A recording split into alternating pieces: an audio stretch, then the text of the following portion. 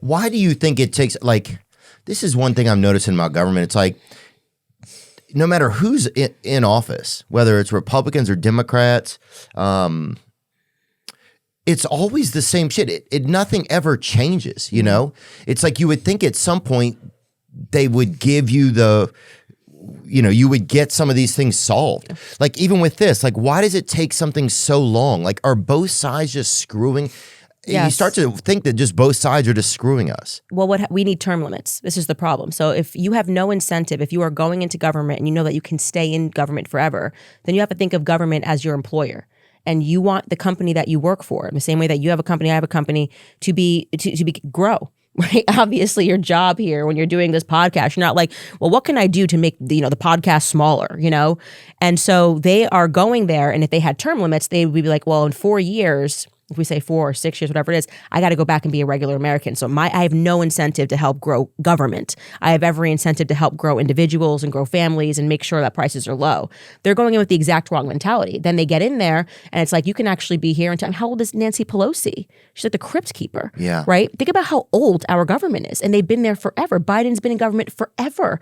So their incentive becomes, this is my company and I'm going to help grow it. And then the lobbyists come to them and they want to stay in office forever. They want to grow their power. Schumer, that slurp lizard's been in there for frickin' forever. Yes, and so that would change overnight. Their incentives to recognize that they're going to spend the majority of their life outside of government would make them go in there and want to make things better for us, and that's the problem. So I'm a big supporter of term limits.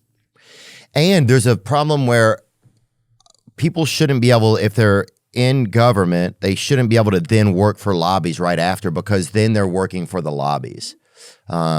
That was one thing. Lobbying shouldn't be allowed, in my viewpoint. Shouldn't be allowed at all. Period. It should be just completely outlawed. But every American feels that way. Mm-hmm. So why is it like, what are we even fucking doing then, it feels like? Because they don't care what we think. And that's why Trump referred to it as a swamp, right?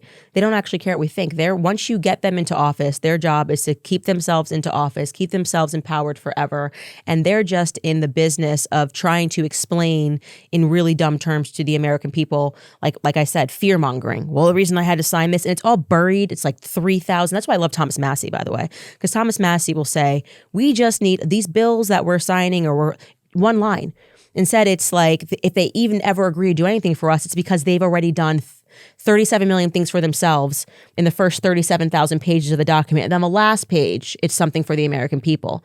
It's crazy. Why do bills need to be 300 pages long? Yeah, and lobbyists are writing half of the bills too. That's one of the craziest things. They're writing the bills, they're getting the bills passed, and we have a bunch of traitors in Congress. I mean, that is just the reality of the circumstances. And anybody telling you that it's just traitors on the left or traitors on the right is lying to you. We have traitors on both sides. It's very obvious we have traitors on both sides. But how do they keep them from just saying, hey, wouldn't you think at least 2 or 3 people a year would be like, hey, this whole thing's a fucking charade? Like they do. Ron Paul, Thomas, so few, because that's what money is. People worship money. They don't worship values. We have this issue in the media. We have this issue in government. We have this issue in business. There is just something about money that just turns everyone into a prostitute. And it's sad. I mean, I've seen it up close. I've been, there's this expression, never meet your idols. Yeah. And I felt that the closer that I got to politics, the more I realized how much I hate politics. I've always hated politics, but you hate it extra once you start to meet people and you realize that everyone's in it just to enrich themselves. And so few people will be able to walk away from riches, so to speak, because they actually want to do something good. And those people tend to have something that's so much better than riches, which is like their lives are in order. They have families. They're actually happy. And they don't want more, So... Yeah, I think that's what just dumbfounds me the most. And you believe this program, you believe it because as I guess like an American or a citizen of any country, you want to believe in the altruistic nature, not totally altruistic, but at least maybe 75% altruistic nature of people, or that people want to do well. I think that's one of the things that's most baffling. And then at a certain point, does that just have to start to turn, because the grossness of wealth you just start to see how sick it is and how sour it is. That's easy for me to say that, I can pay my mortgage and I have, know that I can afford food. So maybe that's an unfair thing for me to say, but I just think there's this overall kind of theory there or feeling there.